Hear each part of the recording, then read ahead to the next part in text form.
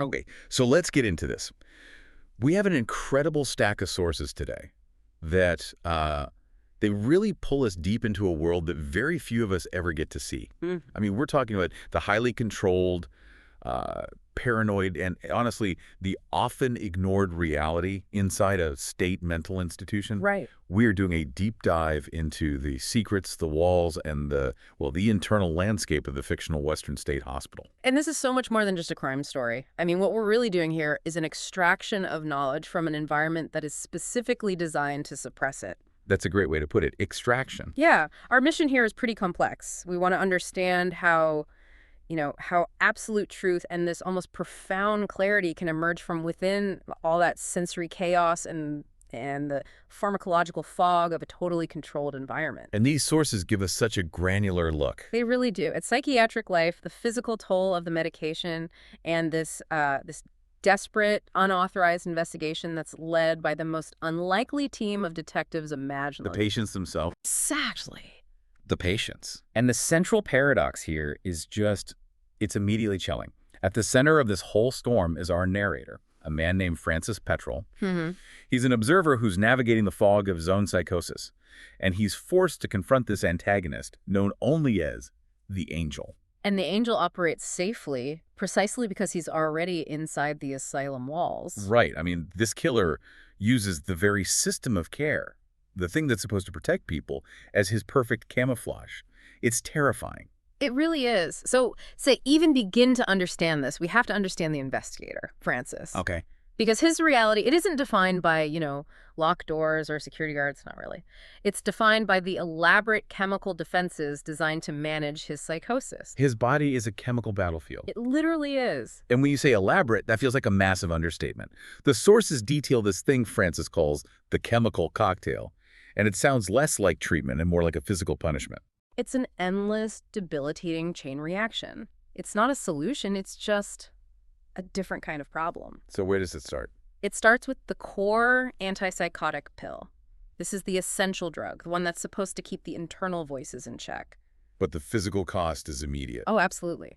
Severe constipation and water retention. Francis describes the feeling so vividly, he says he feels bloated with excess water. Yeah, and he has that analogy. Blood pressure cuff. Exactly, like having a blood pressure cuff wrapped around my midsection and then pumped up tight. Imagine feeling that all day, every day. I can't. And that core pill, it's just the first domino to fall. Because of that constipation and the bloating, he needs compensators. Right. So the first compensator is a diuretic to handle all that excess water. And that one brings its own screaming side effect. A screaming migraine. Not just a headache, but a screaming migraine headache, like someone especially cruel and nasty is taking a hammer to my forehead. Wow. So now he's got a migraine just to deal with the side effect of the first pill. And we haven't even solved the first problem yet. The constipation isn't something simple you can fix with, more fiber. No. The solution they give him is a laxative that's so powerful it causes severe discomfort on its own. Which in turn leads to another drug. Of course. He has to rely on codeine-laced painkillers just to manage the pain from the laxative that's managing the side effect of the antipsychotic. So he's immediately locked into this incredibly profound and dangerous cycle of dependency. Just to maintain basic bodily functions. He's fighting a war just to process his breakfast. Exactly. And that's just the daily routine. That's just the pills he takes every single morning. Right, because then there's the long-term maintenance. Every 2 weeks, he has to go to the clinic for a powerful antipsychotic agent, but this one's an injection. And the staff, they assure him this is for his own good. Yeah. It prevents evil or despicable behavior. But the physical cost of this shot it's profound, and it's visible to absolutely everyone. It causes palsy. A slight but constant involuntary shaking in his hands. Mm-hmm. It makes simple tasks, like holding a fork or writing a note, almost impossible. And then there's the facial twitching. Around the corners of his mouth, Yeah. these are the physical stigmata of his institutionalization. Yes. The tremors mark him as medicated, as controlled, as mentally compromised in the eyes of the staff and everyone else. So to counteract those physical markers, the side effects from the drug that's supposed to control his behavior, he needs yet another pill. A muscle relaxant. This one is to prevent his face from freezing into what he calls a permanent scare-the-neighborhood-kids mask. He needs a chemical dampener just so he doesn't look like a caricature of a madman. It is the absolute definition of a chemical house of cards. It's constantly on the verge of collapsing. And he feels it. He has this way of conceptualizing it, not as healing. No, not at all. He sees it as a violent internal skirmish. He imagines the concoctions zip around willy-nilly through my veins, just assaulting different organs. Creating this relentless mechanical noise. Right, where all these pieces, the medications and their side effects, are just falling click, click around inside of me. And it's so important for you to understand this constant physical struggle, because it shows that Francis is operating at this massive systemic deficit. Mm-hmm. So any successful observation he makes later in this story, it's a monumental triumph over his own chemically subdued system. He's fighting for coherence just to achieve a baseline level of function. And that fight for coherence, it gives us the perfect contrast to what the source calls the sound of madness itself. Yeah, this is where his experience is so unique, and it really informs his reliability as a narrator, strangely enough. Right, because he contrasts his own internal voices with the truly terrifying ones that other patients hear. For Francis, especially during his time at Western State, the voices were, what did he say, faint, like fading echoes across a valley. Or like children whispering secrets, they weren't commands. That's the crucial part. They weren't demanding. No, they offered suggestions or advice or probing questions. Sometimes they were nagging, like a spinster great aunt, but mostly. They were just company. Yeah, they were company when he had no friends. He still had this ability to critically analyze them. But the sources make it really clear that his experience was not universal. Not at all. He says that some of the other people he met during his truly mad years had it far worse. Their voices shouted orders like so many unseen Marine drill sergeants. Demanding they step lively, do this, do that. Their minds were being aggressively commandeered. And this contrast is just vital for us to understand. It shows that Francis, while he was profoundly ill, he still had this cognitive distance from his internal world. Whereas others were just utterly compelled by their psychosis. And that sense of being driven by an internal, unseen, imperative, a duty, that's what leads him to that incredible analogy of the salmon. Yes. The psychotic fish. He volunteers every day to monitor the return of salmon at a fish ladder. Yeah. In the Connecticut River watershed, Yeah. And he just admires these creatures. He sees them as being driven by great instincts to return to where it was itself spawned. He likens that unseen, powerful fish voice deep inside them to his own madness. It's a powerful imperative of duty that's greater than oneself. Yeah. After all those years in the wide, safe ocean, they're just compelled to take this impossible, destructive journey. That results in spawning and then death.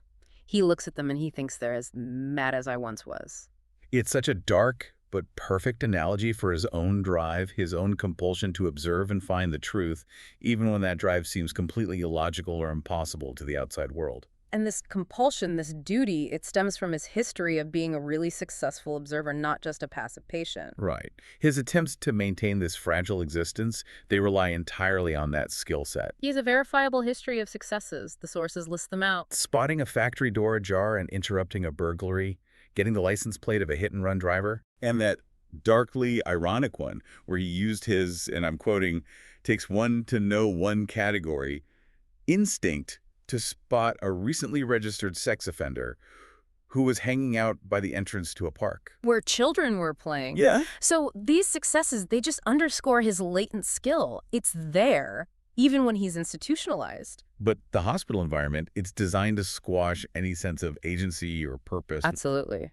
Francis says that confinement is a system of small, disjointed moments that amounted to nothing. It's a routine designed merely to get from Monday to Tuesday. Reducing existence to pure stagnation. And any promises of release were often just delusions. Yeah, patients who are committed under a 30 or 60-day order, they learned very quickly that those could easily turn into a 20-year stay. They deteriorated into aging munitions, being stored out of sight, rusting, and becoming increasingly less stable. So the hospital wasn't healing them, it was warehousing them until they were completely inert. The ultimate irony of his situation is really encapsulated years later. He gets this invitation to come back to the now condemned Western State Hospital. For a reunion/condemnation ceremony. Right. The land is suddenly valuable. They're going to build condos and luxury homes because it has this beautiful river view. A view Francis never even saw it while he was institutionalized. Exactly. And the idea that he might have to go back threatens the very careful existence that I had stitched together since his release. But the most powerful realization he shares is about the building itself being condemned. He reflects that, for so long it had seemed to those inside that they were the ones being condemned. It never even occurred to them that the walls and the locks themselves would one day face the same disposable status. And that sets this perfect, grim stage for the institutional failure that allowed a murder to happen. Yeah, that ordered chaos of the asylum is just violently broken, and the sources immediately detail the lead up to the crime. Focusing on a patient named Lanky. Who becomes the institution's immediate, very convenient suspect. Lanky was dangerously fixated on this idea that evil is everywhere, and that the patients had to guard the walls to keep it out of the hospital. This obsession comes to a head in a very public, very disturbing scene in the dining hall. Which gives the staff the exact narrative they need later on.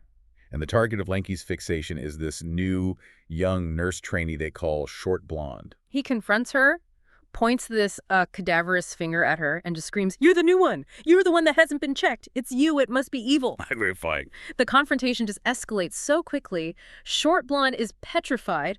Peter the fireman cries out, "Lanky, don't! Stop right now!" Before the attendants can get to him. Right, before Big Black and Little Black manage to reach him, and they roughly restrain him and sedate him with a hypodermic. And even as the drug is starting to take effect, he's still eyeing her warily. His delusion isn't gone. But that sedation is a critical, overlooked detail. Lanky, immediately subdued, he wouldn't have had the strength or the purpose or the calculation required for the violent act that happens next. But it doesn't matter. The institution now has its volatile public suspect. And then the next events just unfold so rapidly. Francis and Peter, they find the body of Short Blonde. In a storage closet near the nursing station, her throat has been sliced, a huge, gaping red and black wound. And the staff had already tried a clumsy cover-up, knocking over a bucket of cleaning supplies to try and hide it. And then there's the crucial, horrifying physical clue that really sets the stage for the whole investigation. It's immediately apparent. The tips of 4 of Short Blonde's fingers are missing. As if they'd been sliced off and removed. And Francis's immediate conclusion, filtered through what he knows about Lanky's public outburst, is that poor Lanky must have done it. Right. Thinking he was killing evil. It's the understandable conclusion. It is, but it's also the incorrect conclusion that the institution wants everyone to draw. But Peter, the meticulous analyst, he sees something deeper. He quickly synthesizes the meaning. He sees the death, and a nasty one for sure. Huh. But more importantly... I see a message. Exactly. I see a message. The removal of the fingertips that transforms it from just spontaneous violence into a deliberate signature. And in this moment of just crushing sadness, Peter announces, "Evil hasn't been killed. It is right here among us." Wow. And that insight, it instantly shifts the focus away from Lanky's spontaneous mania. To a premeditated, deliberate horror committed by someone who understood the need for a physical souvenir. Unfortunately, the police and the security personnel, they aren't interested in complex analysis. No. The framing of Lanky is immediate, and it's brutal because he's the perfect disposable suspect. When the police show up, Francis and Peter are immediately treated as suspects too. They're picked, punched. Francis remembers the metallic, salty taste of his own blood on his lip. It's just rough justice. And the institution moves so fast to restore order. Evidence is planted. Blood is suddenly found on Lanky's clothes, and Short Blonde's hat is discovered underneath his mattress. And the detective just dismisses Lanky's desperate claims as the expected ravings of the insane. He's rushed out, twitching with panic, pleading with Francis and Peter to tell them about the angel. The angel who came to him in the middle of the night and told him that the evil had been taken care of. And the tall man just cries out, "This is my home, please." Francis notes his voice was just filled with so much pain and so few words. And this is the institutional injustice in miniature, isn't it? Absolutely. The hospital uses Lanky's predetermined guilt, which was established by his very visible psychosis, to quickly restore order. And by doing that, they protect the actual killer, who remains perfectly hidden in all the chaos and misdirection. The easiest suspect is always the most institutionally convenient one. The sheer injustice of that framing, combined with the specificity of the missing fingertips, that's what draws a key external investigator to the hospital. Lucy Jones. Right. She's the first piece of their really unlikely investigative team. And she is a formidable figure. A prosecuting attorney from Boston, Harvard Law grad, head of the sex crimes unit.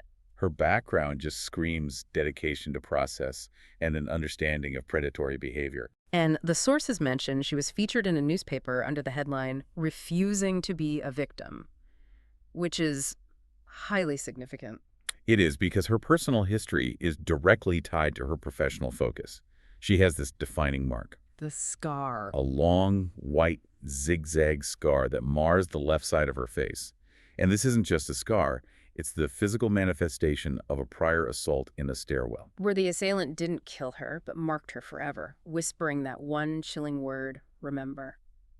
And that trauma explains her conviction that sex crimes are, at their core, crimes of violence. They're about control and commemoration. She understands the killer's need for a personalized trophy. She comes to Western State because the missing fingertips align perfectly with a repetitive killer's need for souvenirs. A lock of hair, a piece of clothing. A part of the body. It's a signature the hospital staff completely failed to recognize. And on the inside, she finds her primary analytical partner in Peter the fireman. He's the expert in pattern recognition and logic, but his presence there is because of his own destructive history. He was committed for arson. He burned down a church. But the critical detail is how he did it. He deliberately left an obvious trail, buying the gasoline with his own credit card. He wanted no doubt as to who authored that blaze. Even in destruction, his methodology was meticulous and traceable. And his commitment wasn't purely punitive. It was self-inflicted penance. Right.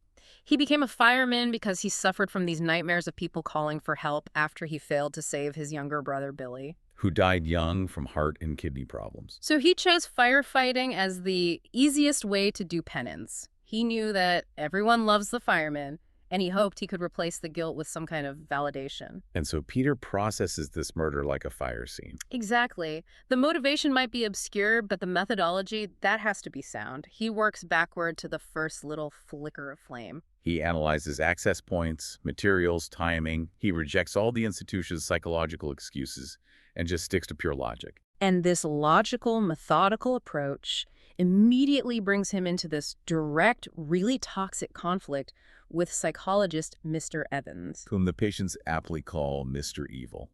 Evans is just consumed by this frigid bitterness toward Peter, and it's rooted in Peter's past, his failures, his guilt over his brother. Evans implies that Peter ruined his own brother's life. And he calls Peter a killer driven by arrogance, guilt, and memory.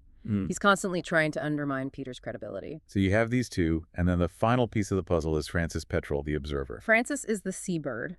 His unique perspective is essential precisely because he's chemically subdued, insane, and therefore completely beneath suspicion. So Lucy provides the ODIV analysis, Peter provides the methodology, and Francis provides the unfiltered observation from the shadows. But they face these tremendous obstacles from the institution itself, starting with the medical director, Dr. Gulpdillo. Gulpdil fiercely opposes the investigation. He says the hospital's approach is strictly therapeutic, not investigative. Which is such a contradiction. I mean, if your goal is purely therapeutic, aren't you failing the moment a patient is murdered on your watch? Exactly.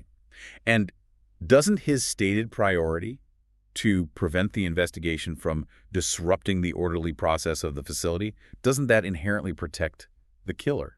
It absolutely does. The institution prioritizes control and reputation over the discovery of truth.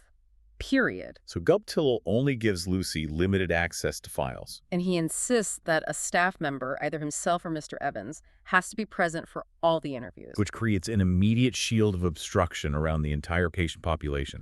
It makes getting unbiased testimony impossible. And Mr. Evans just takes advantage of this mandate to constantly obstruct them. He loves emphasizing how easy it is to find a suspect among the violent patients. And we see him actively withholding critical exculpatory information. Yeah, during one interview, he smugly admits that another patient, Griggs, who had refused his medication on the night of the murder, was immediately sedated with an intravenous injection right after. Which gives Griggs an ironclad alibi that the police completely missed. And Evans only offered this information after Lucy had already wasted her time interviewing the man. It just demonstrates his commitment to slowing Lucy down and upholding the institutional narrative of patient volatility. So the team is forced to think differently. If they can't break the narrative through psychology or coercion, they have to break it with logistics. And this brings them to that critical question of access. And here, Francis and another patient, Cleo, help unlock the central mechanism of the angel's power. Cleo, who sees herself as Marie Antoinette of the Amherst building. Right. She provides this crucial testimony. She was awake the night Short Blonde was killed, and she saw someone enter the women's bunk room. And she heard the distinct mechanical sound of the key turning in the lock. And she emphasizes this philosophical point that all the patients deeply understand. Keys are power. Access is always power. For those who are confined, the keys represent total control. A system of 3 double deadbolt locks ensuring no one inside can get out without the key holder's permission. So Francis presses this point with Big Black, one of the attendants. And Big Black confirms it. He says nursing supervisors, security, and the attendants all carry master keys. Keys that can unlock dorm doors, isolation cells, even the front gate. And when Francis asks if they know where all the sets of keys are, Big Black just smiles and says what they are supposed to do and what really happens might be different things. Implying keys could easily be unaccounted for, borrowed, forgotten. And that's the crucial realization. The killer is someone with authorized access. This allows Peter and Francis to really refine the angel's profile and his strategy. Peter deduces that the killer must have access to the staff's daily logbooks. To know all the routines and schedules. Right, like knowing when Short Blonde was working a double shift and would be alone and drowsy at the nursing station. That allowed the killer to pick the right moments and guess with a great deal of certainty when security had already made their rounds. The angel was using the hospital's own rigid, predictable routine against itself. He turned a system of care into a highly predictable, lethal weapon. And then Francis provides the deep psychological insight into who this person has to be. The chameleon theory. Exactly. The angel is likely someone with nothing incriminating in his record. No obvious psychosis, no history of rage. He's the quiet, disciplined professional. Francis's insight is that on the outside, he's one person. In here, he's something else, like a chameleon. He has to be someone they would never think of looking at because he mimics normalcy and discipline perfectly. He just blends into the background so completely that he's exempt from all scrutiny. In this strategy, this hiding in plain sight, it proves necessary because the investigation itself causes a backlash. Which leads directly to the second murder, Cleo. She became fixated on the murder, using her bombast to provoke the killer. Shouting toward the Williams building, "I see you. I know who you are. You killed him." The angel was provoked into action. Her body is found hanged by a bedsheet in the women's stairwell, the same environment associated with Lucy's initial trauma. And the devastating discovery is that her right thumb has been severed. It fits the angel's pattern perfectly. But Dr. Goltillo immediately minimizes the incident. He pushes for a ruling of suicide and self-mutilation. Citing her unhealthily fixated delusions and schizophrenia, he argues that since there were no signs of sexual assault, it must be the result of a psychotic break. He suggests she mutilated herself with imagined tools. But Francis sees the glaring contradiction. He realizes the angel was there during Cleo's death, whether he assisted a suicide or committed the act himself. And he intentionally mutilated her hand after the fact. To send a clear message to Lucy and Peter, stop investigating, or your allies die. So the crucial, horrifying question Francis asks is, why did the angel need to kill Cleo? I mean, the angel risked exposure by drawing attention to himself again. And Peter concludes that the angel, who relies on control, he emerged when they shook up the wards. Which shows his inherent presence among the staff. He was right there with them. And this realization that the angel is engaging in this risky communicative behavior that leads Francis to his final unique breakthrough. At the release hearings. Yeah. Francis is watching the patients waiting for release and their visitors in the administration building. And he connects the dots. He realizes the angel killed Short Blonde in the first place to draw attention to himself inside the hospital. Where he was safest, he was looking for a game, and he found it in Lucy. So Francis then applies this pattern to the outside world. He focuses on the guests at the hearings, and he theorizes the angel is being helped by an accomplice. Someone who might be facilitating his eventual release. And he spots a patient who is accompanied by a stiff, older man in a blue suit, and critically, a younger woman who seems unafraid, taking notes on a legal pad. And the significance of the unafraid woman is just immense. She isn't there out of fear or family obligation. She's there out of cool, disciplined intent. Which suggests the angel isn't just a lone predator. He's an organized killer who's planning a post-release attack. And he's using this accomplice to monitor the courts and procedures. The danger is accelerating beyond the walls. Time is running out.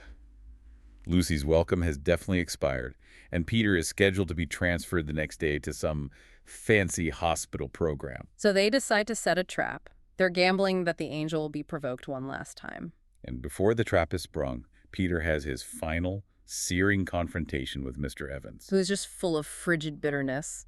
He vows that Peter will be scarred by his guilt and memory forever. The conflict is so deeply personal, it confirms that Evans's interest was never therapeutic. It was always punitive. So the trap. Lucy waits alone at the nursing station, holding a small, snub-nosed pistol in her handbag. She's ready.